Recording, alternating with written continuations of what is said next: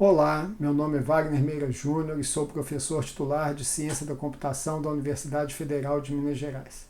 Sou também um dos coautores do livro Data Mining and Machine Learning, Fundamental Concepts and Algorithms. Hoje nós vamos concluir a discussão sobre redução de dimensionalidade e vamos falar aqui sobre outra técnica muito poderosa e muito similar, que é a decomposição por valores singulares. A decomposição por valores singulares ela tem um princípio muito parecido com o do PCA e, na verdade, a análise de componentes principais é um caso particular da decomposição de valores singulares. Nós vimos aqui que a análise de componentes principais ela é baseada em uma matriz de covariância e o seu autovetor. No caso da decomposição de valores singulares, nós trazemos um outro componente, que é uma decomposição que transforma os nossos dados em duas matrizes, a matriz L e a matriz R, e uma matriz diagonal conhecida como delta aqui, que contém os valores singulares em diagonal no meio. Tá? Então nós temos aqui as colunas da matriz L, elas são chamadas o singular à esquerda, e as colunas da matriz R são chamadas de vetores singulares à direita. As entradas ΔI são chamadas os valores singulares e elas são todas não negativas. É interessante notar que essas matrizes, vejam que a matriz L ela contém n vezes n, no sentido de que eles são valores que representam os pontos. Nós temos então uma matriz delta maiúsculo, que é n por d, onde d é a dimensão que nós queremos alcançar. E por fim, nós temos aqui a matriz R, que ela é uma matriz d por m, né, que é um valor que não está aparecendo aqui, que é a dimensão que nós queremos. Bom, vamos entender aqui rapidamente a decomposição de valores singulares. Nós não vamos entrar em detalhe de todo o seu funcionamento, mas é uma técnica que até certo ponto ela generaliza a análise de componentes principais. Uma vez que nós fazemos essa primeira transformação, então nós podemos parar para pensar no SVD também com uma lógica de redução, de diminuição da dimensionalidade. Se a ordem da matriz D é R e esse R ele é o mínimo entre N e D, então há apenas R valores singulares não nulos, que são ordenados de forma não crescente de ΔI até ΔR.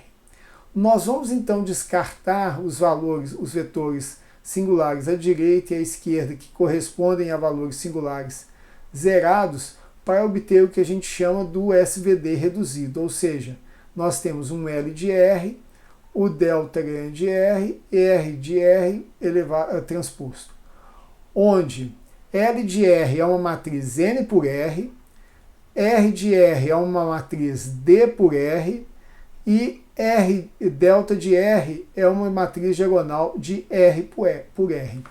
Como que isso pode ser visto, então? A matriz R, ela representa exatamente a nova base ortonormal onde aqueles dados vão estar considerados. Os valores singulares, eles amplificam essas bases, essa base que é aqui colocada, de maneira que aquelas dimensões que respondam pela maior variância, pela maior expressividade, elas vão ser amplificadas. E a matriz L, ela faz o mapeamento entre os nossos dados de entrada e esse mundo de menor dimensionalidade. E isso é provido por essa estratégia de decomposição de matrizes que cria exatamente essas três matrizes com essa característica e esse formato. Voltando então ao SVD reduzido, ele nos leva diretamente à chamada decomposição espectral de D, que nós vamos ver no futuro, onde nós temos aqui, para cada uma das R dimensões, nós temos o ΔI, que multiplica os vetores LI e RI transposto, gerando então os valores da nossa matriz original. A melhor aproximação para a matriz original é a matriz de que ela tem cada uma dessas dimensões aqui colocadas. Ela minimiza a expressão da norma entre D e dq, como era de se esperar, porque ela expressa a máxima variância, onde A é a chamada, onde o A aqui é a chamada norma, o F, na verdade, é a norma de Frobenius da matriz A, que no caso tomada sobre a diferença entre D e D-Q aqui. Nós mencionamos no início que o SVD ele é um caso particular do PCA, e é fácil nós vermos isso se nós assumirmos que L e R transposto, eles são idênticos. Então nós começamos falando aqui de D transposto D, que seria colocado como cada uma das suas decomposições SVD. Reordenando aqui, nós vamos ter R delta grande T delta R de T, que vai ser igual ao que? O R delta ao quadrado de D, R de T. Como delta ao quadrado de T é uma matriz diagonal D por D, definida como a matriz que contém os valores singulares ao quadrado, nós podemos simplesmente tirar esse quadrado e trabalharmos com a matriz de covariância, que é o que está acontecendo aqui. Então, a matriz de covariância centralizada em D é dado por um sigma, que é a soma dos produtos internos de D transposto sobre D. Nesse sentido, D transposto sobre D é igual a N sigma. A partir do N sigma, nós substituímos pela expressão que foi vista lá atrás, que é U lambda grande U transposto, e aí nós temos que isso se torna U N lambda grande UT. Ou seja, os vetores singulares R são os mesmos dos autovetores de sigma. Os valores singulares de D são relacionados aos autovalores de sigma, no sentido de que o lambda I é igual ao delta I ao quadrado sobre N para todas as dimensões.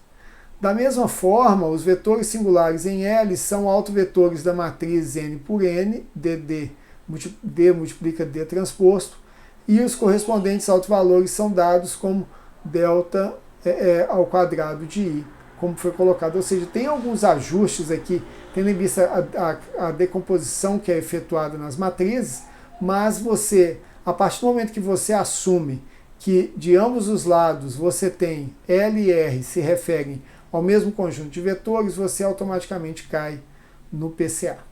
Note que nesse caso você passa a ter restrições em termos da dimensionalidade dos dados que você está trabalhando, e também você perde um pouco da sua liberdade em criar essa base de forma globalmente ótima, que é o objetivo aqui do SVD, e é assim que ele funciona bem. Bom, com isso nós concluímos aqui o capítulo 7 de redução de dimensionalidade.